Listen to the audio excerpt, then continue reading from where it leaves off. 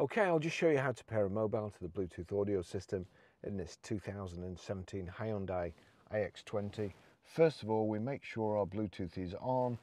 And there you go, the switch is on, slid over, and then we're watching out at the bottom. On here, there's nothing that says telephone that I can see. So you go to the settings, the cog icon, click on there, Bluetooth system, traffic, navigation, audio display. We want Bluetooth. View Bluetooth device list, search for Bluetooth devices. We want search for Bluetooth devices.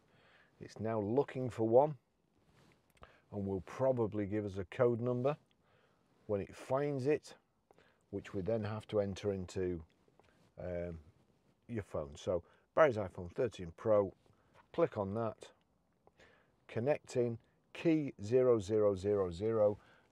The pads come up on here to enter the code number, so 4 zeros and click pair.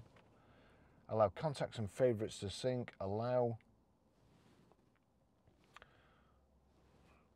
It's not shown. Bluetooth authorization successful. And then over here, let's see if we can find, do you know, I never took a note of what it actually came up as, but those are all my GoPros connected. There'll be one, there you go, iX20 connected. So that's that done.